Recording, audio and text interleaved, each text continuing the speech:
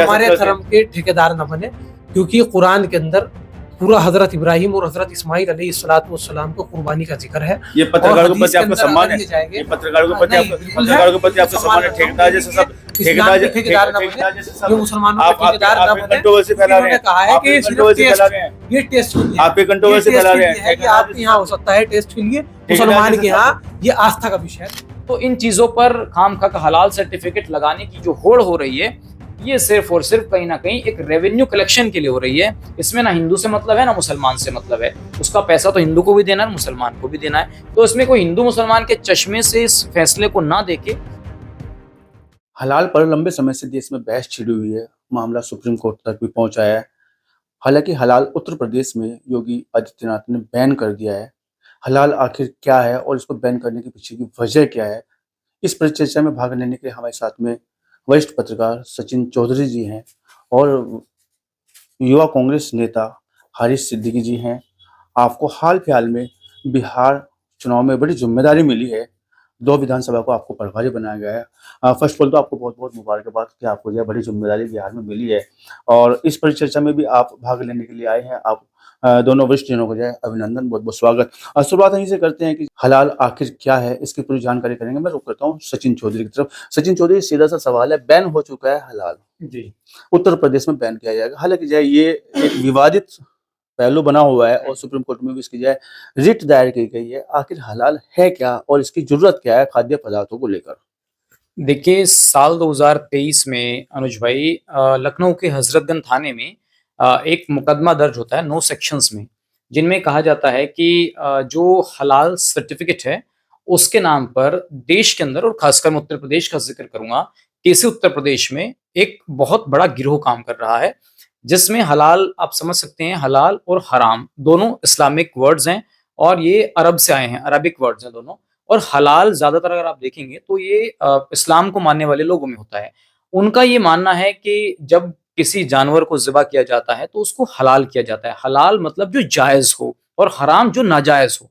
तो इस्लाम में माना जाता है कि जो जायज़ चीज़ें अल्लाह के द्वारा या उनके कुरान में, हदीसों में बताई गई हैं, शरीयत में, उन्हीं के अनुसार उनको रहना है, उसी का पालन करना है, कोई गलत चीज़ें नहीं करनी है। तो अब उसके पीछे बहुत बड़ा एजेंडा काम कर रहा है, जैसा कि मुख्यमंत्री योगी आदित्यनाथ ने अपने एक भाषण में कल भी कहा, जैसा उसको लागू कर दिया गया है। तो 2023 में जब ये घटना हुई हजरतगंज थाने की, उसमें जो मुकदमा लिखा गया, उसके बाद यूपी सरकार ने इसको बैन करने का फैसला किया। तभी उत्तर प्रदेश के और देश के कुछ मौलाना उलेमा सुप्रीम कोर्ट चले जाते हैं। सुप्रीम कोर्ट में इसके खिलाफ अपील दायर कर दी जाती है। लेकिन अब हाल ही में आपने देखा होगा कि योगी जी ने दोबारा उसको एक बार फिर इम्प्लीमेंट करने के लिए पूर्णतः पाबंदी उसको उत्तर प्रदेश में लगा दी गई है, जिसके पीछे झांगुर जैसे जो लोग हैं, जिनके ऊपर ये आरोप लगा कि उन्होंने धर्म विशेष के लोगों का धर्म परिवर्तन करवाया, लव जिहाद करवाया, लैंड जिहाद करवाया, और इसके पीछे जो फाइनेंशियल उनकी बैकबोन थी, जब वो विदेश गए तो विदेश की जो अरब कंट्रीज थी वहां से उनको फाइनेंस देने से मना कर दिया गया।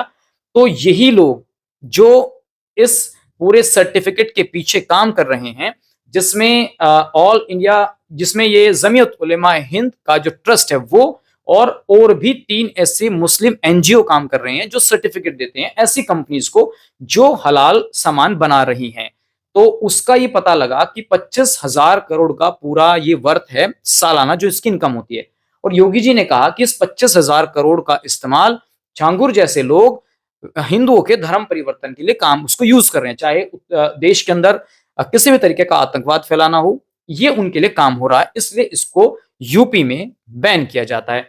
तो अब बहस इस बात को लेकर है कि मीट तक तो ठीक है, योगी जी ने, उसकी सरकार ने सुप्रीम कोर्ट में जो हलफनामा दिया उसमें कहा कि हलाल हमें मीट में तो समझ में आता है, जानवर को ज़िबा करना वो तो समझ में आता है, लेकिन भाई माचिस को आप कैसे हलाल मानेंगे? भाई चावल को या और ब्यूटी प्रोडक्ट्स को या क्लोथ्स को, ऐसी चीजों को आप हलाल कैसे मानेंगे? तो देश में भी इस बात को लेकर बहस छिड़ी है कि भाई हलाल क्या है और हराम क्या है, जबकि विपक्ष के नेता हों या जो उलेमाए हैं, इस्लाम से जुड़े हुए लोग, मौलाना है, वो इसका सख्त तौर पर विरोध कर रहे हैं। मैं रुक करता हूँ हारिस भाई आपकी तरफ जाए। भोजन में मांस हलाल हो ये तो ठीक है इस्लाम के लिए, लेकिन प्रमाण पत्र लेके उस पर ट्रैक लगाओ कि भोजन सही है, हलाल है, क्या इसकी बड़ी जरूरत है? क्या हलाल होना या हलाल का सर्टिफिकेट लेके ही भोजन करना, खाना खाना, हालांकि जो ये एक्सपर्ट भी होता है भारत से और तमाम जगह से, उत्तर प्रदेश सरकार ने इस पे बैन किया है, रोक लगा दी है। इस पे मुसलमान को क्या नुकसान हो सकता है? देखिए, सबसे पहले तो मैं आपके जीडी न्यूज़ चैनल का धन्यवाद करना चाहता हूँ कि आज के इस महत्वपूर्ण मुद्दे पर आप लोगों ने यहाँ पर हमसे बात करने के लिए बुलाया। वरिष्ठ पत्रकार सचिन चौधरी जी भी हमारे साथ हैं, मैं इनका भी स्वागत करता हूँ। देखिए, सबसे पहले तो मैं आपको इस्लाम के ऊपर आता हूँ।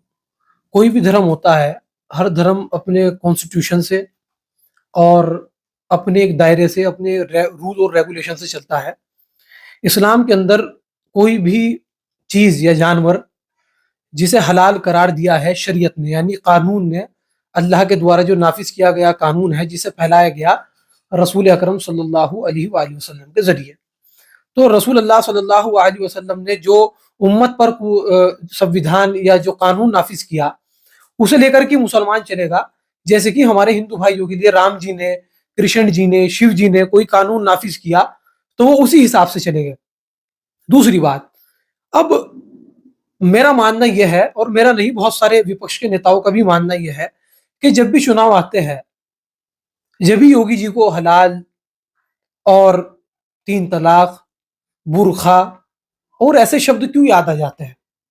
योगी जी को अगर मुसलमानों की चिंता है, तो मुसलमानों के लिए नमक हराम जैसे शब्दों का यूज किया जा रहा है। मुसलमानों के लिए कहा जाता है कि एक थप्पड़ वो तुम्हारे मारे तो 2 उसके मारो। हालांकि ये मुसलमान का अपना निजी चीज है कि मुसलमान किस चीज को हराम करार देता है, किस चीज को मुसलमान हलाल करार देता है। ये मुसलमानों की अपनी निजी राय हो सकती है।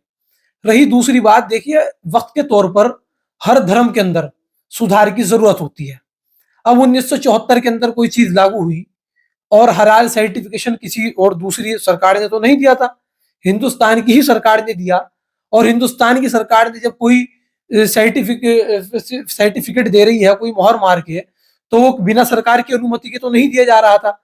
अब योगी जी को अभी क्यों ये बात याद आ रही है कि चावल हो या माचिस हो या किसी भी मुसलमान को प्रॉब्लम नहीं है चावल या माचिस से कि मेरा हिंदू भाई उस चीज को टैक्स दे या कुछ भी ऐसा टैक्स पेयर करे। बात यह है कि इलेक्शन के टाइम पर ही योगी जी को ये बात क्यों याद आ रही है कि मुसलमान या हिंदू हमारा भाई जो पूरा ही, क्योंकि 122 करोड़ जनता है यूपी की, वो सारी उसको टैक्स को पेयर करेंगे। 22 करोड़ ने हाँ, पे करेंगे। नहीं, मैं अभी उत्तर प्रदेश की बात बता रहा हूँ, क्योंकि 23 करोड़ जनता जो है यूपी की, तो वो 10% का जो मामला आ रहा है, 10 रुपए महंगे की बात आ रही है। अगर वो योगी जी को करना था तो उलमा इकराम को बुलाते और उनसे बातचीत करते। ये किसी चुनावी सभा के अंदर कह करके योगी जी और कुछ लोगों को टारगेट करके जब ये बयान देंगे तो उलमा इकराम तो भड़के गई ना, उलमा इकराम खुश थोड़े ही हो गए। जब आप कोई कानून नाफिज कर रहे हैं या किसी कानून को हटाने की बात कर रहे हैं या किसी चीज के अंदर सुधार करने की कोशिश कर रहे हैं, तो आपको सबसे पहले उलमा इकराम से बात करनी चाहिए थी। किसी भी कानून को लागू करने के लिए क्या मुस्लिम विद्वान की, जब इस्लाम के कानून लागू किया जाता है, क्योंकि हलाल सर्टिफिकेट की जरूरत तो इस्लाम के लोगों को पड़ती है, क्या मुस्लिम विद्वानों को बुलाने की आवश्यकता है? मुख्यमंत्री को, मुख्यमंत्री तो अपना अपना में बड़ा पद होता है और उनके पास अधिकार काफी रहते हैं, क्योंकि प्रदेश कैसे चलेगा उन्हें तय करना होता है, या मुस्लिम विद्वान तय करेंगे कि मुख्यमंत्री हमारी बात माने और जो बात वो कहेंगे वो बात उसको एहतराम में लाए? क्या कहना चाहेंगे? यानी कि मुख्यमंत्री को कमजोर साबित करने का एक प्रयास किया जा रहा है, उनके अधिकार नहीं है क्या? देखिए, दुर्भाग्य इस देश का ये है अनुज भाई कि इस देश में कितने भी कानून लागू हों या कोई भी फैसले हों, तो मुझे ऐसा लग रहा है कि पिछले 2 दशकों में हर चीज को हिंदू और मुसलमान के नजरिए से देखा जा रहा है। चाहे विपक्ष के लोग हों और चाहे सत्ता पक्ष के लोग हों। सत्ता पक्ष के लोग कहीं ना कहीं जब चुनाव आते, जैसे कि हरीश भाई कह रहे हैं कि कहीं ना कहीं ऐसे ध्रुवीकरण की कई बार हमें सुनने को मिलता है इस तरीके के भाषण। जब मुख्यमंत्री योगी आदित्यनाथ जी तेलंगाना गए तो उन्होंने बहुत बड़ी बात वहां कही कि यदि यहाँ पर बीजेपी की सरकार बनती है तो यहाँ एक तो मुसलमानों को जो रिजर्वेशन दिया जा रहा है उसको समाप्त कर दिया जाएगा, और दूसरा जो तेलंगाना का नाम है उसको बदलकर भाग्यनगर कर दिया जाएगा। तो वहां भी लोगों ने कहा कि भाई मुख्यमंत्री यहाँ आए और देखिए यहाँ पर भी ध्रुवीकरण की राजनीति के भाषण देकर गए हैं। ऐसे ही आरोप अब लग रहे हैं बिहार में, क्योंकि बिहार में मुख्यमंत्री जी ने कहा कि भाई बुर्का चाहिए या विकास चाहिए। तो सत्ता पक्ष अपने नजरिए से चीजों को देख रहा है और विपक्ष का ये कहना है कि बीजेपी को हलाला हो, हलाल हो, सीए हो या 3 तलाक हो, इस तरीके के जो कानून है वो सिर्फ चुनाव के वक्त ही याद आते हैं। लेकिन मैं इसमें ये कहना चाहूंगा कि इस सर्टिफिकेट के जरिए कहीं ना कहीं मुसलमानों के सेंटिमेंट्स को टारगेट किया जा रहा है, क्योंकि ये कानून 1974 में अमल में आया और ये सिर्फ उस टाइम तक मीट पर लागू होता था, यानी कि जो अदर प्रोडक्ट्स थे उन पर लागू नहीं होता था। लेकिन 1993 में अनुज भाई ये कानून अदर प्रोडक्ट्स के लिए भी हो गया, जिसमें आपके होम प्रोडक्ट्स हो गए, ब्यूटी प्रोडक्ट्स हो गए। तो खैर समय के साथ चीजें चलती चली गई और अब ये मांग उठने लगी है कि भाई हलाल तो सिर्फ मुसलमानों को चाहिए और मीट तक तो जायज है, लेकिन हिंदू क्यों कंपनीज के बीच जो वो हो रहा है, कंपटीशन हो रहा है, उसमें हर कंपनी का ये मत है कि हम भी हलाल का सर्टिफिकेट ले लें, हम भी सर्टिफिकेट ले लें। और इस सर्टिफिकेशन लेने के चक्कर में प्रोडक्ट्स की रेंज इतनी हाई कर दी गई है कि उसमें मुसलमान को तो हलाल चाहिए, लेकिन प्लस इसमें हिंदू भी रहा है। मैं ये नहीं कहूंगा कि मुसलमान को नुकसान नहीं है, इसका नुकसान मुसलमान को भी है और हिंदू को भी है। तो मुझे लगता है कि जो कानून योगी आदित्यनाथ ने फैसला किया है, इसका स्वागत होना चाहिए। क्योंकि अनुज भाई एक थोड़ा डेटा और आपको बता देता हूं, 700 आतंकियों की फीस अदालत में भरने की जो प्रक्रिया शुरू हुई वो इन्हीं लोगों के द्वारा की गई। जो 4 एनजीओज हैं, जो इस्लामिक एनजीओज हैं चारों, जो 700 आतंकवादी जो देश के अंदर पकड़े गए समय समय पर, उन्होंने ही अदालत में जाकर इनकी फीस का इंतजाम करने का काम किया। आपने छांगुर का केस देखा होगा, उसमें पूरे प्रूफ के साथ ये बात कही गई कि छांगुर ने जो पैसा जुटाया उसने खुलासा किया कि मुझे इन्हीं एनजीओ के द्वारा इन्हीं सर्टिफिकेट्स जो बनती है, इससे जो कमाई एनजीओ को होती है, उस पैसे का इस्तेमाल इन जगह पर हो रहा है। तो मुसलमान आतंक से पीड़ित मुसलमान भी है और हिंदू भी है और देश भी है। लेकिन सरकारों का ये मकसद होना चाहिए कि सबको साथ लेकर के चलें। यदि कहीं हलाल को लेकर उनको समस्या है मुसलमानों की, तो जैसा आरिश भाई ने कहा कि भाई उलेमा इकराम से बात कर लें। लेकिन फैसला आते ही उलेमा तो सुप्रीम कोर्ट चले गए, तो वहां अब जिनसे बात करेंगे फिर ओवैसी कहेंगे ये तो मुसलमानों के अपीजमेंट की पॉलिटिक्स हो रही है। तो मुझे ऐसा लगता है कि ये कहीं ना कहीं मुसलमानों के माइंड को सेट करके किया जा रहा है, जो ऐसा नहीं होना चाहिए। मुसलमानों की सोच है कि जब भाजपा टारगेट कर रही है उनके मुद्दों को लेकर, आपने अभी हलाला का जिक्र किया, आपने बुरके का जिक्र किया, आपने हाल फिलहाल में जो है हलाल सर्टिफिकेट का जिक्र किया है, तो उनकी सोच ये है कि जब मुसलमानों को टारगेट कर रही है भारतीय जनता पार्टी और उसकी सरकार है, विशेषकर जो योगी आदित्यनाथ को, तो ऐसा सोचते हैं वो, क्या कहना चाहिए? 2030 तक इस दुनिया में मुसलमानों की आबादी लगभग 250 करोड़ हो जाएगी, यानी कि 2.5 बिलियन से ज्यादा हो जाएगी। तो ये अनुमान लगाया जा रहा है कि ये कंपनीज जो हैं मुसलमानों को इस हिसाब से दिमाग में रखकर काम कर रही हैं कि इसको ग्लोबल स्तर पर एक इसका बड़ा बिजनेस एम्पायर खड़ा कर दिया जाए। ठीक है, विपक्ष के लोग कह सकते हैं कि सरकार हिंदू मुस्लिम कर रही है, लेकिन मैं ये कहूंगा कि 6000 बिलियन डॉलर का पूरा ये व्यापार है वर्ल्ड वाइड, जिसको टारगेट कर ये कंपनियां काम कर रही हैं। अब इसमें तो मुसलमान भी आ गया और हिंदू भी आ गया। अगर आप सिर्फ और सिर्फ मिडिल ईस्ट की कंट्रीज को देखेंगे तो वहां पर 10,000 करोड़ का ये व्यापार है, जबकि इसको पूरे इंडिया में लागू कर दिया गया है। तो इसका कहीं ना कहीं नुकसान जो है अदर कंट्रीज में भी है। अब क्या जरूरत है कि भाई हलाल सर्टिफिकेट देखने के बाद ही कोई चावल ठीक होगा या कोई माचिस ठीक होगी? तो इन चीजों पर खामखा हलाल सर्टिफिकेट लगाने की जो होड़ हो रही है, ये सिर्फ और सिर्फ कहीं ना कहीं एक रेवेन्यू कलेक्शन के लिए हो रही है। इसमें ना हिंदू से मतलब है ना मुसलमान से मतलब है। उसका पैसा तो हिंदू को भी देना है, मुसलमान को भी देना है। तो इसमें कोई हिंदू मुसलमान के चश्मे से इस फैसले को ना देखे, इसको सिर्फ देश की इकोनॉमी और आम आदमी की प्रति व्यक्ति आय और उसके एक्सपेंडिचर से जोड़कर देखें। नहीं, आप देख लीजिए एनआरसी देख लीजिए, आप जो 3 तलाक देख लीजिए, और हाल फिलहाल में जो हलाल सर्टिफिकेट को लेकर जो चोट की है उत्तर प्रदेश सरकार ने, क्या नहीं लगता कि जब मुसलमानों को ऐसा वो मान भी रहे हैं, ऐसा वो कह भी रहे हैं, मुसलमान तबका इस चीज़ को कहता है कि हमको टारगेट करके इस तरह के जो कानून अमल में लाए जा रहे हैं, और इसका बड़ा अहित हो रहा है। मुसलमान ऐसा सोचता है कि हमारे कम्युनिटी को लेकर बड़ा अहित किया जा रहा है। 2007 से और 2012 तक मायावती जी की सरकार रही, तो मैं कह सकता हूं कि 600 के आसपास दंगे उत्तर प्रदेश में हुए। 2012 से 17 के बीच अखिलेश यादव जी की सरकार रही, तो उसमें भी एक आंकड़ा विधानसभा में भी पास हुआ। योगी आदित्यनाथ जी ने कहा कि लगभग 800 से ऊपर के दंगे उत्तर प्रदेश में हुए। सबसे ज्यादा खतरनाक दंगे अखिलेश यादव की सरकार में 2013 के मुजफ्फरनगर दंगे हुए। 50,000 से ज्यादा मुसलमानों को विस्थापित होना पड़ा और कई सौ लोगों ने अपनी जान गंवाई वहां पर मुजफ्फरनगर के दंगों में। तो उसमें तो घर जलने वाला हिंदू भी था, हिंदू की बेटी मारी गई, सचिन और गौरव की बहन को किस तरीके से उसके साथ बदतमीजी की गई और उसके एवज में सचिन और गौरव की हत्या कर दी जाती है। तो व्यवस्थापित तो मुसलमान को भी होना पड़ा। लेकिन 2017 के बाद से शायद ही कोई उत्तर प्रदेश में बड़ा दंगा हुआ हो तो मुझे एक बात कहते हुए कोई गुरेज नहीं है कि सेफ्टी जहां हिंदुओं की हुई है तो वही मुसलमानों की भी हुई है, ऐसा नहीं है। तो सेफ्टी मुसलमानों की भी हुई है। मेरे नानोता तीतरो क्षेत्र में अगर आप जाएंगे अनुज भाई, तो ऐसा नहीं है कि हिंदुओं को मकान मिले हैं, मकान मुसलमान को भी मिले हैं। जितने हाईवे बने हैं इस पर हिंदू भी चल रहा है, मुसलमान भी चल रहा है। आयुष्मान भारत के कार्ड हिंदू को भी मिले हैं, मुसलमान को बने। शौचालय सबके घरों में बने हैं, राशन सबको मिल रहा है। अस्पतालों में जो व्यवस्थाएं हो रही हैं वो सबके लिए हो रही हैं। तो ये कहना कि नहीं मुसलमानों का विकास नहीं हो रहा है, तो ये हो सकता है कि नहीं, राजनीतिक सचिन जी, मैंने विकास की बात नहीं की है। मैंने बात की है कि हलाला की बात की है, मैंने 3 तलाक की बात की है, मैंने एनआरसी की बात की है और हाल-फिलहाल में जो है हलाल की मैंने बात की है।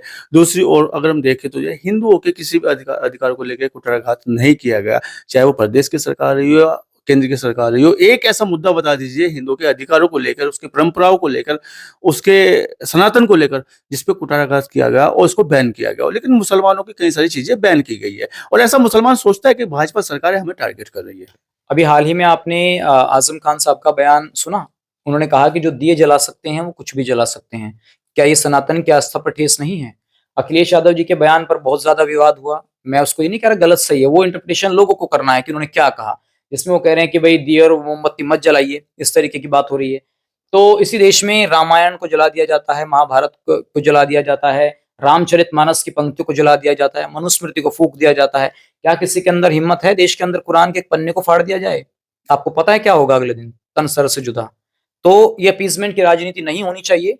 और मुसलमानों की मुझे लगता है कि इस सरकार में तरक्की ही हुई है, लेकिन कहीं ना कहीं जो अनएम्पावरमेंट है मुसलमानों के अंदर, महिलाओं के क्या हालात हैं, अशिक्षा का स्तर क्या है, आप देख सकते हैं कि 45% मुसलमान इस देश में ऐसे हैं जो अपना नाम तक नहीं लिखना चाहते, वो जानते भी नहीं है, पढ़ते भी नहीं है। उसके अलावा 52% ऐसे हैं जो सिर्फ अपना नाम लिख पढ़ सकते हैं। 2.5 ही इनका पढ़ने का रेशो है पूरे देश के अंदर। और आप ग्रेजुएशन में देखेंगे तो 2% लोग ऐसे हिंदुस्तान के अंदर जो ग्रेजुएट तक पहुंचते हैं।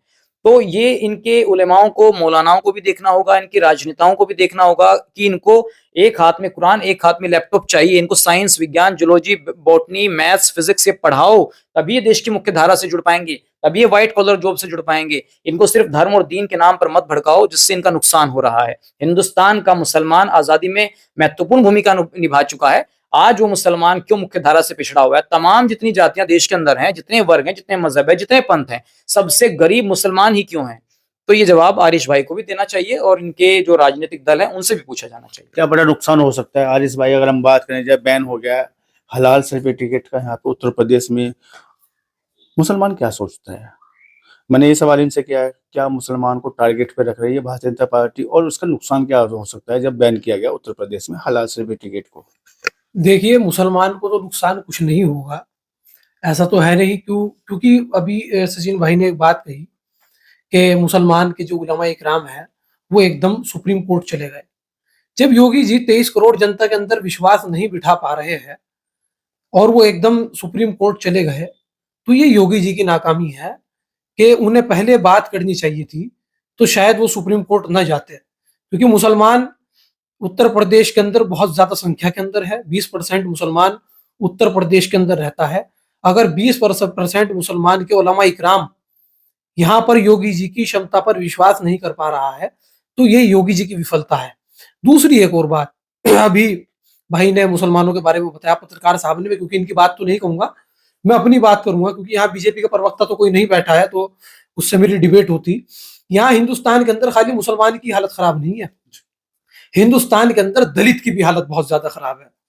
और बीजेपी सुन लीजिए, कांग्रेसियों कौन बिना रिलीजन डिबेट पूरी नहीं होगी। नहीं, पहले पूरी बात सुन लीजिए। सवाल मेरा क्या था? सवाल ये था कि नुकसान क्या होगा। आप पहले पूरी बात, मेरा सवाल था कि आप पहले पूरी बात सुन लीजिए, हलाल का नुकसान क्या होगा। आप पहले पूरी बात सुन लीजिए, क्योंकि पत्रकार महोदय ने, खाने पे विश्वास नहीं है क्या? आप पहले मेरी बात सुन लीजिए। पत्रकार महोदय ने अभी बात करी है, कोई बात नहीं की उन्होंने। आप पहले पूरी बात सुन लीजिए।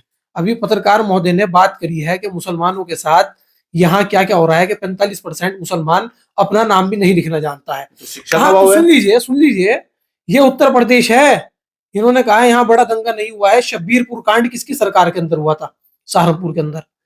आज भी रायबरेली के अंदर दलित को मारा जा रहा है और वो लोग कह रहे हैं कि हम बाबा के आदमी हैं। जब उस दलित को मारने वाले लोग, और दलित कह रहा है कि मैं राहुल गांधी का आदमी हूं। अभी बराबर में खेड़ा बकार के अंदर सिर्फ वो एक बाइक उसके डीसीएम से टक्कर लग गई और उसे पीट पीट करके जान से मार दिया। ये किसकी सरकार के अंदर हो रहा है? ये जीरो टॉलरेंस की नीति जो योगी जी कह रहे थे, तो इन्हीं सब मुद्दों को भटकाने की वजह से कि मुसलमान या हिंदू आपस में आकर के दलित ये ना पूछ ले कि हमारे वाले को क्यों मार दिया, क्यों उसे पीट पीट करके हत्या कर दी, क्यों खेड़ा अफगान के अंदर पीट पीट करके हत्या कर दी, जनता ये सवाल ना पूछ ले। तो इस वजह से आज कभी बुरखे पर डिबेट हो जाती है, कभी 3 तलाक पर डिबेट हो जाती है, कभी देश शरीयत से चलेगा या संविधान से चलेगा, इस पर डिबेट हो जाती है। देश क्यों शरीयत से चलेगा? देश के अंदर तो सिख भी रहते हैं, हिंदू भी रहता है, ईसाई भी रहते हैं। आप मुझे पूछिए मुसलमान किससे चलेगा? मुसलमान संविधान से भी चलेगा और मुसलमान शरीयत से भी चलेगा। अब आप हलाल सर्टिफिकेट की बात कर रहे हैं, आपने इसे एक बहुत बड़ा वो करने का काम कर दिया। मैंने आपको शुरू में ये बात कही कि मुसलमानों हर धर्म के अंदर ये तो सुधार की जरूरत होनी चाहिए। दूसरी बात, अगर मुसलमान आपकी क्षमता पर विश्वास नहीं कर पा रहा है तो आपको पहले भी, अब आप अगर मुसलमान की बात कहेंगे तो 6 महीने किसान आंदोलन पर रहा और 700 किसानों की जान गई। 700 में से मैं अगर खाली मुसलमान की बात आएगी, इन्होंने किसी को कोई ऐसा सगा नहीं जिसे इन्होंने ठगा नहीं। किसानों के लिए किले मैंने बिछवाई थी, ये योगी जी ने बिछवाई थी, और किस बिना पर बिछवाई थी? किसानों को खालिस्तानी कहने का काम किसने किया था? आप भी सगे हो, भाजपा ने तो कहा था। आप भी सगे तो हो, हमने तो किसी को ठगा नहीं। भाजपा के आप भी सगे हो। नहीं, हमने तो बिल्कुल सही बात है। आप तो कह रहे हैं मुसलमान है नहीं बीजेपी के अंदर, मुसलमान है नहीं तीन बीजेपी के तलाक की अंदर, बात आप कर रहे हो। मुसलमान है नहीं। 3 तलाक की बात किसने उठाई थी? तो गिरिराज सिंह चौहान ने तो कहा है बिहार के चुनाव के अंदर कि अगर मुसलमान तुम्हारे एक थप्पड़ मारे तुम उसको 2 मारो। मुसलमान को वो नमक हराम कहने की बात कर रहे हैं। अगर किसी हिंदू ने बीजेपी को वोट नहीं दिया, क्या वो नुकसान, को भी नमक हराम करने की बात कहेंगे? सीधी बात करते हैं, नुकसान क्या होगा जब बैन हो गया उत्तर प्रदेश में हलाल? जी, नुकसान क्या होगा मुसलमान को? नहीं, मुसलमान को तो कुछ भी नुकसान नहीं हो रहा है। मुसलमान सुप्रीम कोर्ट गया है, मुसलमान सुप्रीम कोर्ट गया है। सुन लीजिए, औरों का ओपिनियन का मुझे पता नहीं है, मैं अपना ओपिनियन बता रहा हूँ। मुसलमान सुप्रीम कोर्ट गया है, मुसलमान के उलमा इकराम सुप्रीम कोर्ट के अंदर गए, उन्हें देश के कानून के ऊपर भरोसा है। योगी जी ने एक फरमान नाफिज किया, मुसलमान के उलमा इकराम सुप्रीम कोर्ट चले गए, उन्हें विश्वास नहीं था।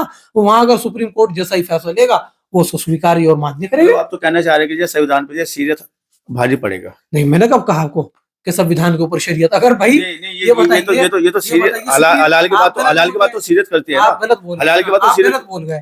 अगर शरीयत भारी पड़ता संविधान के ऊपर तो मुसलमान सड़कों पर उतरने का काम करता। हमने ये कहा कि हमें हिंदुस्तान के संविधान, हिंदुस्तान के लोकतंत्र, हिंदुस्तान के कानून पर भरोसा है। इसीलिए योगी जी के सामने प्रोटेस्ट ना करके, योगी जी से बहस ना करके सुप्रीम कोर्ट गया है मुसलमान। शरीयत नहीं भरोसा है, लेकिन शरीयत से पहले देश शरीयत से चलना चाहिए, इस संविधान से चलना चाहिए। सीधा सवाल आपकी तरफ। देश क्यों शरीयत से चलेगा? देश तो संविधान से चलेगा। देश क्यों शरीयत से चलेगा? थोपा शरीयत जा रहा है। आप ये पूछो, थोपा शरीयत जा रहा है। नहीं, शरीयत आप चलोगे शरीयत से? आप शरीयत से चलोगे तो बस संविधान को पास ईसाई चल जाएगा। मैं तो संविधान को पास ईसाई चल जाएगा शरीयत से, सिख चल जाएगा शरीयत से, हिंदू चल जाएगा शरीयत से, मुसलमान चलेगा? आप क्यों पूछ रहे हैं? मुसलमान तो चलेगा, मुसलमान तो संविधान से नहीं चलेगा, मुसलमान संविधान से नहीं चलेगा, मुसलमान संविधान से भी चलेगा, मुसलमान शरीयत से। क्या मतलब होता है? संविधान से चलेगा क्या? नहीं, संविधान से चलेगा, मुसलमान संविधान से ही चल रहा है। आज भी देश के अंदर चाहे वक्फ का मुद्दा हो, आप सीधी बात नहीं करते, आप सीधी बात नहीं करते, घुमा के बात करते हैं, घुमा के बात करते हैं। मैंने पूछा नुकसान क्या होगा? आप सुनना नहीं चाहते ना। सबसे बड़ी दिक्कत आप लोगों के लिए यह है कि आज की मीडिया सुनना नहीं चाहती है। CNRC का मुद्दा आया जब मुसलमान वहां पर गया सुप्रीम कोर्ट। 3 तलाक का मुद्दा आया जब मुसलमान कहाँ गया? Supreme court. आज ये मुद्दा आया तो मुसलमान कहाँ गया? Supreme court. तो मुसलमान तो हर जगह जहां भी जा रहा है तो संविधान के दायरे में रख करके, अपने देश के रूल और रेगुलेशन को ध्यान में रख करके, टर्म्स कंडीशन को ध्यान में रख करके अपने कानून का दरवाजा खटखटा रहा है। तो आप लोगों को दिक्कत क्या आ रही है?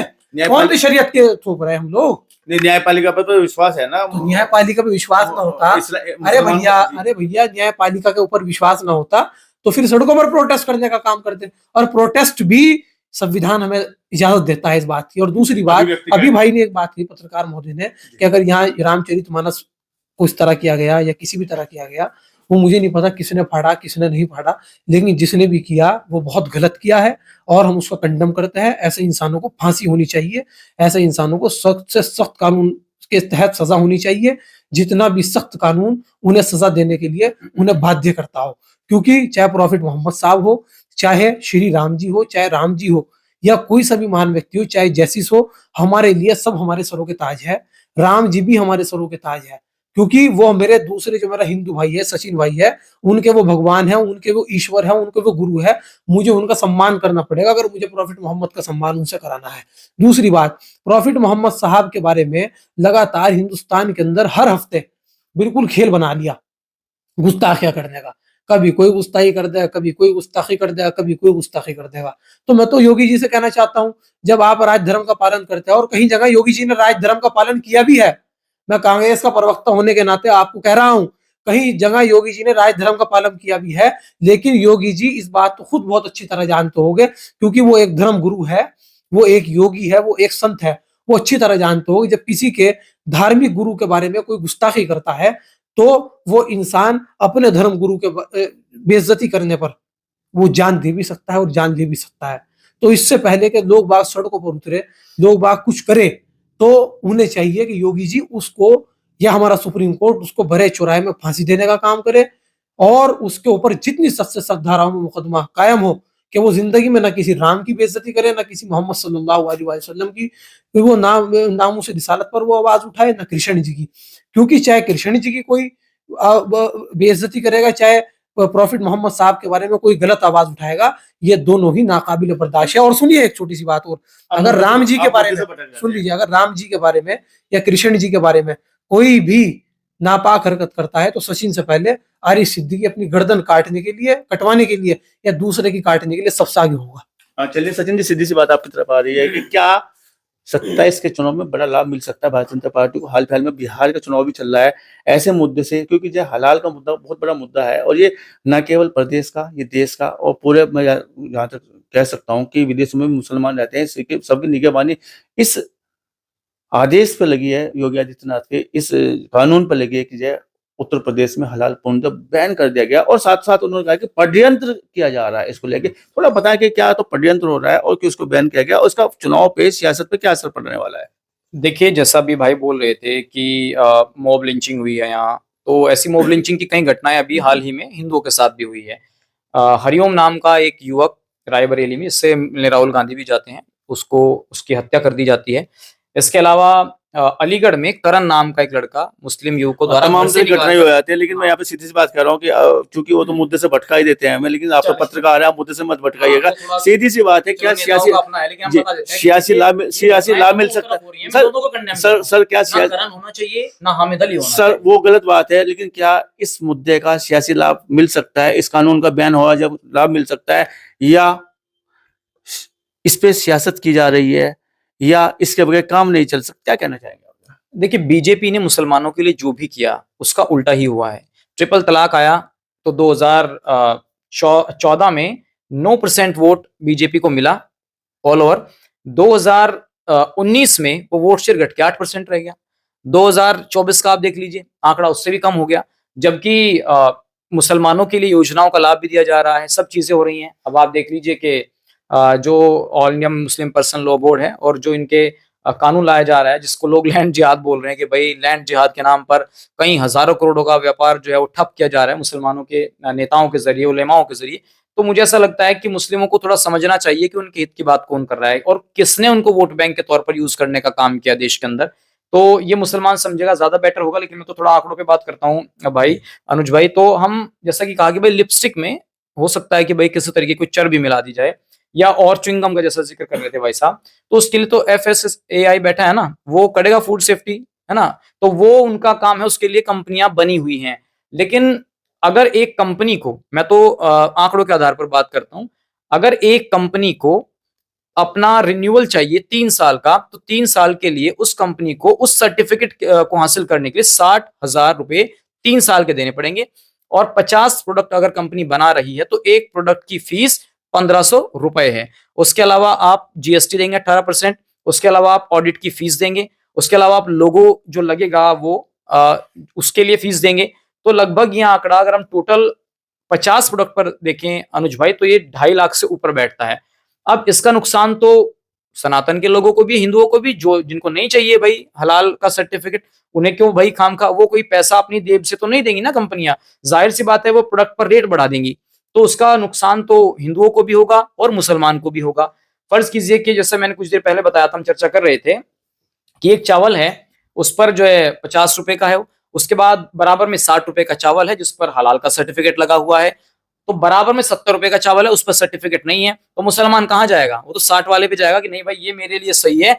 तो कंपटीशन मार्केट में बढ़ेगा और इस कंपटीशन की होड़ ने ऐसा कर दिया अनुज भाई कि हर कंपनी अब भाग कर ये चाह रही है कि कहीं ना कहीं मुझे ये सर्टिफिकेट मिल जाए। इसके लिए तमाम तरीके की फीस, तमाम तरीके की ब्राइब, और जो 4 इस्लामिक एनजीओ बनाए गए हैं उनके पास क्या टेस्टिंग मशीन है कि वो टेस्ट करके कौन सी लेबोरेटरी है, कौन सी चीजें उनके पास है कि वो तुरंत ठप्पा मार के दे देंगे?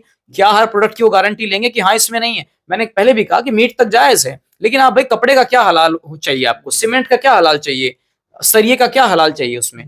तो ये व्यर्थ की बातें हैं। सिर्फ अगर कोई ये कह रहा है कि मुसलमानों का इसमें गलत है, इसमें मुसलमान को नहीं होना चाहिए, तो मैं इसको कंडेम करता हूं। इसमें हिंदू मुसलमान के चश्मे से इसको नहीं देखना चाहिए, इसे देश की इकोनॉमी के हिसाब से देखना चाहिए। इसे देश के अंदर ये देखना चाहिए कि एक इंसान खामखा की बातों में फंसा हुआ है कि सर्टिफिकेट है कि नहीं है। क्या हर प्रोडक्ट पर लगा हुआ सर्टिफिकेट इस बात की गारंटी है कि इसमें शुद्धता होगी?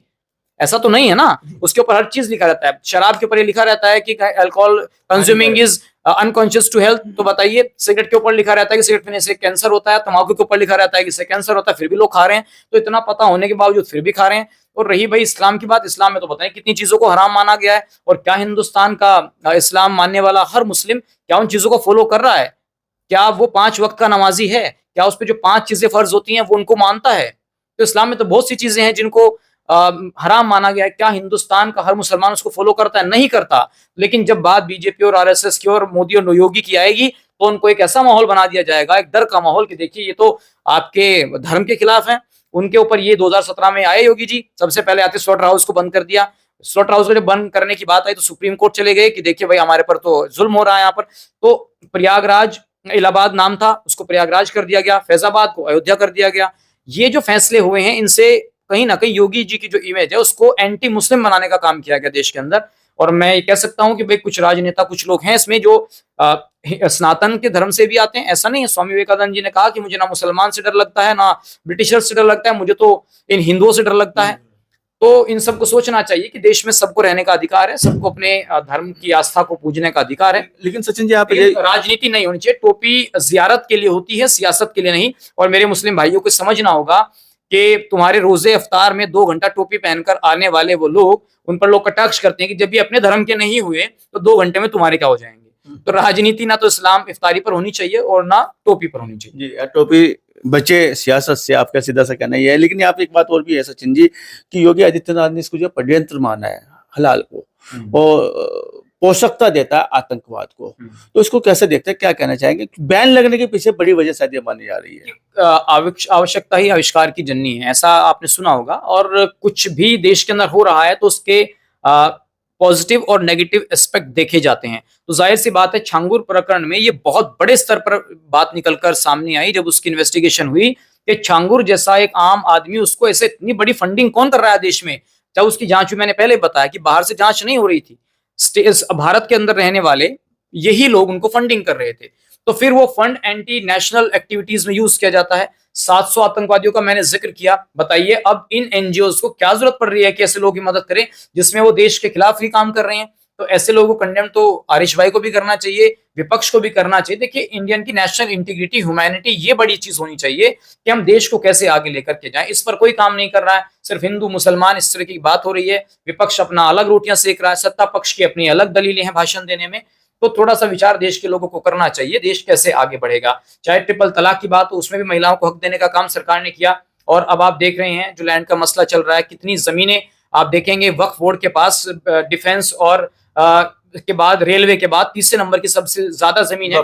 तो वक्फ की जमीनों को लेकर भी मुसलमानों को भड़काने का काम इस देश में किया जा रहा है। अरे भाई मुतवल्ली तुम हो, देने वाले तुम हो, वक्फ तुम्हारा है, उसमें कोई चीजें नहीं है। चलिए वक्फ हम बात कर लेंगे, लेकिन फिर भी मैं ये कहना चाहता हूँ देश के अंदर जो भी सरकार मुसलमानों के लिए काम कर रही है उसको धर्म के चश्मे से ना देखा जाए, उनकी हिस्सेदारी, उनकी बढ़ोतरी के नजरिए से देखा जाए। मोदी जी ने कहा कि एक हाथ में कुरान, एक हाथ में लैपटॉप लेकर के मुसलमानों को आगे बढ़ाइए। लेकिन भाई हैं इस देश में कुछ लोग, क्योंकि मुल्ला का इस्लाम जो है वो लोग ज्यादा फॉलो करते हैं अल्लाह के इस्लाम के बजाय। अल्लाह का इस्लाम नहीं है, मुल्ला का इस्लाम है, साफ स्पष्ट कहना है सचिन जी का। और साथ साथ ये भी है कि एक बात और भी उन्होंने कही है कि जो पैसा हलाल से आता है उससे आतंकवाद पनपता है। कहाँ तक इस बात से इत्तेफाक रखते हैं? क्योंकि योगी बाबा ने तो बैन कर दिया उत्तर प्रदेश में आपके हलाल सर्टिफिकेट को, और मुसलमान तो इस बात पर जो बड़ा हल्ला मचा रहा है। ये 2017 से पहले योगी जी के भाषण भूल गए और मोदी जी ने 2024 के अंदर क्या भाषण दिया था कि ये तुम्हारा मंगल सूत्र चुरा लेंगे, ये तुम्हारे यहाँ डाका डाल देंगे, ये आतंकवादी, ये नक्सलवादी। तो इनकी तो खैर ये तो पत्रकार है, लेकिन मैं बीजेपी के लोगों को कहना चाहता हूँ कि हम अपने प्रधानमंत्री और मुख्यमंत्री से कैसे उम्मीद कर लें कि वो हमारे बारे में बहुत अच्छा कुछ सोच रहे हैं। हम कैसे उम्मीद कर ले अपने प्रधानमंत्री और मुख्यमंत्री से जो इस तरह के बयान देने का काम करते हैं मुसलमान के बारे में। और दूसरी बात, मुसलमान के बारे में ये भ्रांतियां फैलाना कि मुसलमान के यहाँ ऐसा होता है, मुसलमान वैसा होता है, मुसलमान का एक डर दिखा देना मेरे हिंदू भाइयों के अंदर। आज भी मैं बता रहा हूं, मैं मेरे पिताजी का पार्टनर हिंदू है और पिछले 25 सालों से है।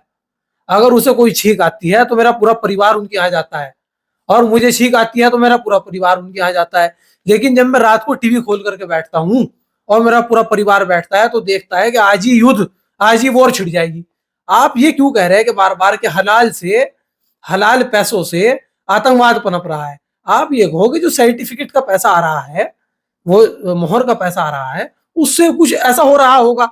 अब ये सुप्रीम कोर्ट और योगी जी की लड़ाई रह गई है अब, और बिल्कुल भी हमें बीजेपी के ऊपर विश्वास नहीं है। बस मैं अपने मुसलमान भाइयों से एक छोटी सी बात कहना चाहता हूं, योगी जी एक छोटा सा शगुफा छोड़ते हैं और पत्रकार, चाहे तो कोई हमारा कांग्रेस का कोई और नेता हो, चाहे मैं हूं, हमारे जैसे भाइयों को बुला लेते हैं, क्योंकि पत्रकार तो पत्रकारिता करेगा, इसकी तो मजबूरी है पत्रकार की, ये तो चौथा स्तंभ है हिंदुस्तान का, ये तो सवाल पूछेगा। लेकिन मुसलमानों को बहुत जरूरी है कि मुसलमान अब बीजेपी की हराने की ठेकेदारी को बंद कर दे, वरना बिल्कुल मैं, आज इमरान मसूद साहब कहने की बात कर रहे हैं, और मैं पिछले 5 सालों से, मेरे नेता राष्ट्रीय सचिव शाहनवाज आलम साहब जब भी मैं लखनऊ जाता था हमें धमकाते थे, जब भी हम बीजेपी के खिलाफ भाषणबाजी करते थे, कि तुम लोग बीजेपी के खिलाफ भाषण बंद कर दो, अपनी लाइन लंबी खींच लो। जब जब तुम लोग, क्योंकि तुम लोगों ने 100% वोट समाजवादी पार्टी को दे करके देख लिया मुसलमानों ने, जब जब तुमने मुसलमानों ने समाजवादी पार्टी को वोट दिया, यादव भाग गया, क्योंकि उन्हें लगा कि भाई मुसलमान तो, क्योंकि मुसलमान के बारे में पिक्चराइजेशन ऐसा कर रखा है कि अगर मुसलमान किसी पार्टी में आ जाता है तो उधर से हिंदू भाग जाता है। इसीलिए बीजेपी भी मुसलमानों के बारे में सोच रही है, वो किसी भी तरह सोच रही है, चाहे राजनीतिकरण करके सोच रही है, चाहे उनको उत्पीड़न करना चाहती है, चाहे वोटों को ध्रुवीकरण करना चाहती है, क्योंकि हर पार्टी ये चाहती है कि मुसलमान को 4 गाली दे दो और इसके मुद्दा वो हिंदू हमारे पास सवाल साहब भटक रहे हैं। सवाल था क्या आतंकवाद नहीं, आप तो उंगली उठाते हो, वो मुद्दे उठा रहे हो, आप उंगली उठाते हो, आप पत्रकार पर उंगली उठा रहे हो, आप मुद्दों। सवाल ये था, सुनिएगा, सवाल ये था, क्या आतंकवाद पनपता है हलाल से आए पैसे से? तुम्हें बैन लगा दिया उत्तर प्रदेश में योगी आदित्यनाथ ने, और सीधा बोला है कि षड्यंत्र होता है इस पैसे को लेकर। अरे भैया, मैं तुम्हें यही तो बात बताना चाह रहा हूँ, मुझे नहीं पता कि हलाल पैसे क्या हो रहा है, उसके मोहर से क्या हो रहा है, उसकी दिक्कत क्या हो रही, क्यों सुप्रीम कोर्ट चले गए, क्या मामला हुआ, किस मोहर का हुआ, हमें नहीं पता। हम सिर्फ अपने मुसलमान भाइयों को ये कह रहे हैं, हर चीज पे एक्शन टू रिएक्शन करना बंद कर दो। जिस तरह आमिर खान मुत्तकी के बारे में पहले भी एक बार टीवी डिबेट पर कह चुका हूँ, आज भी आपके यहाँ कह रहा हूँ कि जब भी कोई मुस्लिम नेता कोई बाहर से आता है तो आप लोग जो है पूरा उसे सोशल मीडिया की जीरत बनाने का काम कर देते हो। बहुत सारे लोग बीजेपी के आईटी सेल के अंदर ऐसे बैठे हैं जो वहां ले आकर के वीडियो दिखाते हैं, देखो भाई कितनी मोहब्बत करी है, ये तालिबानी मुल्क है, ये आतंकवादी मुल्क है, भले योगी जी और मोदी जी ने उन्हें बुला लिया, लेकिन फिर उसके अंदर एक नफरत जगती है कि ओ भाई ये इस तरह का काम करते हैं। तो इसलिए आप लोग सिर्फ अपने हिंदुस्तान से मतलब रखो, जिस पार्टी को वोट दे रहे हो उसका प्रचार करो, अपनी पार्टी के बारे में बताओ लोगों को कि हमारी पार्टी ये काम कर रही है, ये काम कर रही है। अभी कोई ऐसी बात मत करो जिससे कि बीजेपी को फायदा हो जाए और ये पत्रकार साथी फिर हमारे से ऐसे सवाल करे कि जो हमें सवाल देने मुश्किल हो जाए जवाब। सचिन, सीधी सी बात मैं आपको कर रहा हूँ कि जो हलाल चूंकि बैन हो चुका है और मुस्लिम के लिए माना जाता है कि जो उसको अगर मीट या मांस खाना होता है भोजन के लिए तो उसको जो हलाल प्रक्रिया से गुजारना ही होता है, हलाल और झटका। योगी आदित्यनाथ ने इस पे भी एक जो सगुफा छोड़ दिया कि माचिस तो झटके से जलेगी। माचिस पे भी जो उन्होंने बोला कि जो सर्टिफिकेट की जरूरत पड़ी है, साबुन पे पड़ी है, तमाम चीजों बोला है, तो उन्होंने तो इस पे सगुफा छोड़ा है, हाथ से लिए, इस पे चुटकी ली है उन्होंने। लेकिन क्या बेहतर विकल्प हो सकता है उत्तर प्रदेश में अब उन मुसलमानों के लिए जब हलाल को बैन किया गया है, वो मांस खाए तो उसके मन में ये ना रहे कि क्या ये मांस हराम तो नहीं है? देखिए, इंडिया जो है ना अनुज भाई, वो मीट का सबसे बड़ा एक्सपोर्टर है इंडिया वर्ल्ड में। अगर एक्सपोर्ट की बात करें तो बहुत बड़ी तादाद में यहाँ से मीट जाता है, मांस जाता है। हाँ, तो इसमें अगर हम बात करें तो ब्राजील के बाद इंडिया ऐसा देश है जो अरब कंट्रीज को सेकंड नंबर पर मीट एक्सपोर्ट करता है। अरब कंट्रीज को इंडिया वर्ल्ड वाइड तो नंबर 1 हो गया, इसके बाद अरब कंट्रीज, ब्राजील के बाद। और इतना ही नहीं, मैं आपको कुछ डेटा देना चाहता हूँ। 2021 में 15.4 बिलियन डॉलर्स का मीट एक्सपोर्ट इंडिया ने किया था 2021 में। तो ये कुछ आंकड़े हैं, मैं आपको देना चाहता हूँ। इसमें बस थोड़ी सी मेरी ये बात है, उन लोगों से पूछना चाहता हूँ कि भाई मीट का कारोबार तो हिंदू भी कर रहा है, ऐसा तो नहीं है ना कि मुसलमान ही कर रहा है। तो मुसलमानों में आरिश भाई ज्यादा जानते हैं कि अगर कोई हलाल चीज है और उसको हलाल में मुसलमान करे तो तभी उसको हलाल माना जाएगा। यदि उसको हिंदू कर रहा है तो उसको हलाल नहीं माना जाएगा। और जहां तक मैंने पढ़ा है वो तो ये बताएंगे, उसमें ज्यादातर सुन्नी करे तो उसको हलाल माना जाता है। इसमें भी डिवाइडेशन है अंदर। ना करे तो सुन्नी करे। हाँ, तो इसमें ऐसा है। इसके बाद अब आप ये बताइए अनुज भाई कि जो लोग इससे जुड़े हुए हैं, इस ऑक्यूपेशन से जुड़े हुए हैं, हिंदू जो जुड़े हुए हैं, तो उनका क्या होगा। सबसे बड़ी बात यह है, और पिछले कई वर्षों में ये डेटा निकल कर आया है जब से इस तरीके के सर्टिफिकेट जारी होने शुरू हुए हैं, कि या तो हिंदुओं को इस ऑक्यूपेशन से बाहर का रास्ता दिखा दिया जाए या फिर ये कहा जाए कि या तुम इस्लाम कबूल कर लो। और मैं तो ये कहूंगा कि एक आंकड़े ने, एक बहुत बड़े अधिकारी हैं सेना के, उनका वीडियो है, उन्होंने खुद इस पर रिसर्च किया है जब वो सेना में थे, तो अभी रिटायर हुए कुछ दिन पहले, तो उनका ही ये आंकड़ा है कि 38,000 हिंदुओं ने इस्लाम को कबूल किया है सिर्फ इसी सर्टिफिकेट की वजह से। उनका ये मानना है कि हमें रोजगार नहीं मिल रहा है, और रोजगार मिलने की शर्त है इस सर्टिफिकेट के अंतर्गत कि आपको इस्लाम कबूल करना पड़ेगा। तो भाई ये आंकड़े देश के अंदर यदि आएंगे और इस तरीके से आपको ऑक्यूपेशन के लिए, काम के लिए, रोजगार के लिए अगर धर्म छुड़वाना पड़ रहा है तो फिर वो रोजगार भी किस मायने। लेकिन गरीब हैं भाई, रोजगार चाहिए, उनके लिए धर्म से बड़ा पेट भरना है, रोटी जरूरी है। तो बस मेरा इतना ही कहना है कि किसी भी चीज को जो है धर्म से काम नहीं चलेगा। धर्म हमारी आस्था का विषय है, कर्म से हमारा घर चलेगा। हमारे जो कर्म है उनसे ही हमारा परिवार चलेगा, हमारी शिक्षा चलेगी। शिक्षा से ही, शिक्षा एक ऐसा है कि जितना शेरनी के दूध की तरह, अगर आप जितना पिएंगे उतना दहाड़ेंगे। लेकिन दुर्भाग्य इस देश का ऐसा है कि मुसलमानों को सिर्फ और सिर्फ दीन और इस्लाम और धर्म के बारे में ज्यादा चीजें पढ़ाई जा रही हैं, बजाय उन्हें रोजगार और शिक्षा के। यदि मुसलमान शिक्षा की तरफ चलेगा तो ये ड्यूटी पार्टियों की भी बनती है, राजनीतिक दलों की भी बनती है, और ये ड्यूटी उनके उलेमाओं की भी बनती है कि इन मुसलमानों का विकास करो, इनको जाहिल ना रखो। इनका मकसद ये नहीं होना चाहिए कि जाहिल रहेंगे तो कल तुमसे सवाल पूछने लगेंगे, ऐसा नहीं होना चाहिए। मैंने जैसा पहले बताया था अपने आंकड़ों में कि 57 इस्लामिक देशों में से 45 देश ऐसे हैं जो बहुत बड़ी भुखमरी के कगार से जूझ रहा है, इस्लामिक स्टेट। तो और सऊदी अरबिया भी, जो आपको बताऊं आरिश भाई आपकी जानकारी के लिए, कि जो बुर्के की बात हो रही है, जो सिनेमा ना देखना ये भी हराम है इस्लाम में, शराब पीना भी इस्लाम में हराम है। लेकिन सऊदी की गिरती हुई जो जीडीपी है उसने मजबूर कर दिया अब सऊदी के प्रिंस क्राउन को कि आप अपने यहाँ शराब की दुकानें खोलिए। आपको पता है कि सऊदी में इस तरीके की दुकानें खोली जा रही हैं, और सऊदी में किसी तरीके का मुहर्रम का जुलूस आप नहीं निकाल सकते। शियाओं को वहां अलाउड नहीं है कि आप वहां जाकर के मुहर्रम का जुलूस निकालिए। वहां महिलाओं से कहा जा रहा है कि आप जो मर्जी आप पहनिए, वहां बुर्का भी इस तरीके से नहीं हो रहा है। तो ये चीजें जो है भारत के मुसलमानों को भी सीखनी चाहिए दूसरे कंट्रीज से, जहां पर इतना ज्यादा एडवांस अब बन रहे हैं। अब ये क्या चाहते हैं कि 1400 साल पुराने इस्लाम से हम मर्सिडीज खरीद लें। तो भाई आपको परिवर्तन तो करना पड़ेगा ना समय के साथ। समय के साथ पुराने हथियारों से नए युग की लड़ाई आप कैसे लड़ पाएंगे। तो नए युग की लड़ाई लड़ने के लिए आपको आधुनिक होना पड़ेगा, साइंस और टेक्नोलॉजी पे विश्वास करना पड़ेगा। हिंदुस्तान के अंदर जितने धर्म, मजहब, जातियां हैं, सबसे पिछड़ा हुआ मुसलमान ही क्यों है। आंकड़े उठाकर देख लीजिए, 2006 की सच्चर कमेटी की रिपोर्ट क्या कहती है कि हिंदुस्तान के अंदर मुसलमान कितना पिछड़ा हुआ है। और सच्चर कमेटी की रिपोर्ट लाने वाले भी तो कांग्रेस के पार्टी के लोग ही थे। तो भाई विकास सबका हो, सबका साथ, सबका विकास, सबका विश्वास, ये जो नारा मोदी जी ने दिया है ये इम्प्लीमेंट होना चाहिए। तो हर चीज सीधी सी बात आपसे की जाए, बेहतर विकल्प क्या हो सकता है जब हलाल को बैन किया गया उत्तर प्रदेश में। देखिए, सबसे पहले तो मैं सचिन भाई की बात बताना चाहूंगा कि इन्होंने एक गलत जानकारी दी थी, शायद इन्हें जानकारी ना हो कि वो अगर कोई हलाल करता है किसी जानवर को तो अगर शिया करेगा तो वो हराम है। ऐसा नहीं है। मुसलमान कोई से भी फिरके का हो, अगर जानवर को हलाल करता है तो वो हलाल होगा। दूसरी बात, सुन लीजिए मेरी पूरी बात, वो गलत है आपको जानकारी। और दूसरी बात, हमारे यहाँ पर कलमा पढ़ के और वो तकबीर पढ़ के अल्लाहु अकबर ला इलाहा इल्लल्लाह वल्लाहु अकबर अल्लाहु अकबर वल्लाहु अकबर वलिल्लाहिल हम्द कह करके उसके डंगर के, जानवर के गर्दन पर छुरी चलाई जाती है। अभी इन्होंने कहा कि अगर कोई मुसलमान करेगा, हिंदू करेगा तो वो शायद हलाल ना हो।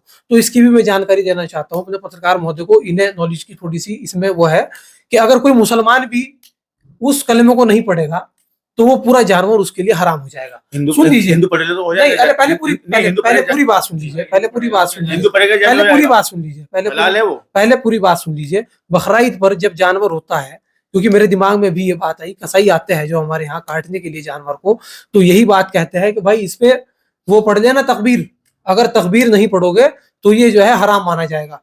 तो ठीक है, तो यहाँ पर हिंदू और मुसलमान की कोई ऐसी बात नहीं है। नहीं, दूसरी बात इन्होंने एक और कही। आप हिंदू अभी नहीं, इसका सवाल सुन, अपना आप बाद में सुन, करना। हिंदू फिर जवाब में अटक जाऊंगा हिंदू ना। इन्होंने हिंदू हिंदू हिंदू अगर इन्होंने सलमान प्रिंस की बात करी अभी, प्रिंस सलमान की बात करी। देखिए, मुसलमानों के अंदर बहुत सारे फिरके हैं, और जिस सऊदी अरब को आप जानते हैं सचिन भाई, वो 100 साल की इजाद है, ठीक है, और 100 साल के अंदर सऊदी अरब के अंदर मुसलमानों पर कितना जुल्म किया गया, और वहां तो बार भी खुल रहे हैं, जिम भी खुल रहे हैं, तो इससे मुसलमान मुतासिर नहीं हो सकता है। अल्लाह के रसूल की शान में कितनी गुस्ताखी हुई, फिलिस्तीन के अंदर मुसलमानों को किस तरह मारा गया, सऊदी अरब तो बिल्कुल चुपचाप रहा। तो आप क्या चाहते हैं, या आप ये सोच रहे हैं कि मुसलमान उन्हें अपना हीरो मानता है, या आपकी गलतफहमी है। क्योंकि बहुत सारे हिंदू ये सोच रहे होंगे कि हम लोग अगर वहां पर हज करने के लिए जाते हैं या उम्रा करने के लिए जाते हैं तो सलमान प्रिंस हमारा हीरो होगा। क्या वो इस्लाम से वास्ता, क्या वो इस्लाम से वास्ता नहीं? यहाँ पे एक बात, यहाँ सवाल, क्या उनका क्या वास्ता इस्लाम से नहीं है क्या? तुम्हारा ही है क्या? नहीं, बिल्कुल उसका वास्ता इस्लाम से है, लेकिन वो वाला मुसलमान है, वो कर रहा तो जायज, वो आप विचारधारा, वो करेगा तो जायज, आपने नाजायज। उसकी विचारधारा बिल्कुल यजीदियत की विचारधारा है, जिसके बारे में महात्मा गांधी ने खुद कहा था कि जब मैं जंग आजादी की लड़ाई लड़ने जा रहा था तो मैंने बड़े बड़े महान व्यक्तियों को पढ़ा, और जब मैंने पढ़ा तो मैं प्रॉफिट मोहम्मद के नवासे के पास आया, इमाम हुसैन के पास, और जब मैंने देखा कि 72 है सिर्फ सामने, और उनके सामने 10,000 का लश्कर है, तो जब 72 10,000 से लड़ सकता है तो मैं हिंदुस्तान की लड़ाई क्यों नहीं लड़ सकता हूं।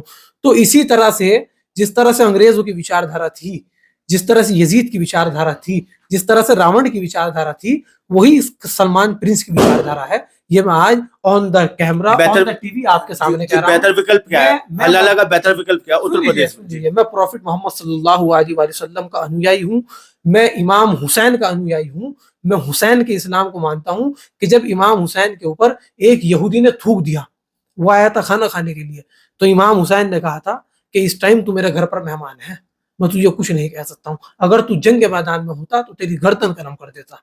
तो अपने लिए कभी इस्लाम ने किसी को कुछ नहीं कहा है। अल्लाह खुद कुरान में फरमाता है कि जंग की तमन्ना मत करो, अगर कोई सामने से आए तो पीछे मत हटो, और यही हिंदू धर्म कहता है। सवाल हमारा, चलिए अगर कोई आए तो पीछे मत हटो। चलिए, सवाल हमारा ये है कि 2 शब्दों में अपनी बात रखिएगा, बेहतर विकल्प क्या है अब उत्तर प्रदेश में जब हलाल बैन हो चुका है? अब मुसलमान के सामने ये है कि जो भोजन कैसे किया जाए, वो मांस का भोजन, क्योंकि उत्तर प्रदेश में बैन हो चुका है हलाल। अभी मुसलमान सुप्रीम कोर्ट की लड़ाई लड़ रहा है, मुसलमान को अपने देश के कानून पर विश्वास है। भले ही पत्रकार और बीजेपी के लोग इस चीज का प्रचार करते रहे कि वो ये देश को शरीयत से चलाना चाहते हैं, हिंदुओं को शरीयत से चलाना चाहते हैं, लेकिन मुसलमान आज भी बिल्कुल देखता दानिश्ता है कि जब भी मुसलमान पर कोई दिक्कत हिंदुस्तान के अंदर आई तो मुसलमान ने इस देश के सर्वोच्च न्यायालय यानी कि सुप्रीम कोर्ट का दरवाजा खटखटाने का काम किया। तो इस पुस्तक परिचर्चा में भाग लिया सचिन जी, आपका बहुत बात कहना चाहता हूँ जी कि ठीक है, आरिश भाई ने जो बातें कही हैं कि इसमें शिया नहीं कर सकता है, लेकिन क्या जो व्यक्ति आएगा और वो कलमा पढ़ लेगा और वो ज़िबा कर देगा तो क्या वो पाक हो जाएगा? एक बात, एक मिनट, चलिए दूसरी बात, ये जो कुर्बानी की जो प्रथा है, ये कहीं भी इस्लाम में नहीं है कि भाई आपको कुर्बानी देनी है, ना ये हिंदुओं में है। ये सिर्फ एक टेस्ट का मकसद था जो लोगों ने अपने मुंह के टेस्ट से, और अरब कंट्रीज में रेगिस्तान से इसकी शुरुआत होती है। रेगिस्तान में कोई फसलें नहीं होती थी। सचिन जी, विषय ये नहीं है, विषय केवल हलाल तक ही है, कुर्बानी का विषय नहीं है, टेस्ट का विषय नहीं है। आज विषय हमारा फिर कुर्बानी पे जिक्र कर लेंगे, उस पर हमने रिसर्च किया। कुर्बानी का अलग विषय हो सकता है, मुसलमान में हो, बात ये थी कि बात ये थी, नहीं सुनो सचिन जी, वो अलग विषय है। बात अभी आप ये कहना चाह रहे हैं, क्या गैर मुस्लिम अगर हलाल करे, क्या वो हलाल है? इस बात का जवाब आप जी बिल्कुल नहीं है। और वो जो हिंदू हलाल का सर्टिफिकेट बांटेंगे, जो वो कंपनीज में काम करेंगे, उस कंपनी में काम कर रहे हैं, तो ये कैसे प्रूफ होगा भाई कि वो एक हिंदू ने किया है या वो एक मुसलमान ने किया है? चलो पत्रकार महोदय से एक छोटी सी बात कहना चाहता हूँ कि अभी बहुत सारी बातें इन्होंने हालांकि हमारे मुखालफत में भी कही, बहुत अच्छी, कोई बात नहीं, क्योंकि पत्रकार सियासी लोग हैं, सियासी हैं ना, लेकिन ये हमारे धर्म के ठेकेदार न बने, क्योंकि कुरान के अंदर पूरा हजरत इब्राहिम और हजरत इस्माइल अलैहिस्सलाम को कुर्बानी का जिक्र है। ये और पत्रकारों के हदीस प्रति के आपका अंदर सम्मान अगर है, ये जाएंगे ये पत्रकारों के प्रति नहीं, आपका बिल्कुल है, पत्रकारों के प्रति बिल्कुल आपका सम्मान सम्मान है। करता हूँ, ठेकेदार लेकिन जैसे ये सब इस्लाम के ठेकेदार ना ठेकेदार बने, जैसे ये सब मुसलमानों आप के ठेकेदार ना आप बने। कंट्रोवर्सी फैला रहे इन्होंने हैं, कहा है आप कि सिर्फ कंट्रोवर्सी फैला रहे हैं, ये टेस्ट के लिए आप है, कंट्रोवर्सी ये टेस्ट फैला के रहे हैं। लिए है, ये आपके यहाँ हो सकता है टेस्ट के लिए, ठेकेदार मुसलमान जैसे के यहाँ सब ये आस्था का विषय है। धन्यवाद। तो जी ये डिबेट आरिश भाई ने ये कहा कि ये मतलब हमारे इस्लाम में है। जब मोहम्मद साहब के बेटे को लेकर के ये प्रथा शुरू हुई थी कि भाई वहां दुम्बा आ गया, और दुम्बे की रूह भी तो स्वर्ग में गई, तो फिर तो बेटे की रूह जानी चाहिए ना। कुर्बानी ना तो बेटे की थी और ना दुम्बे की थी, ना ऊंट की थी, ना किसी जानवर की थी। कुर्बानी अपने गलत आचरण की थी। आस्था पे इन्होंने मास में तब्दील कर दिया, और ये हिंदुओं में भी हुआ। आस्था पे चोट सचिन जी, आस्था पे चोट मत कीजिएगा। आप भी ठेकेदार मत बताइएगा कि चलिए खैर पोषक पर चर्चा में बात करने के लिए, चर्चा करने के लिए आपको बहुत बहुत धन्यवाद, बहुत बहुत शुक्रिया।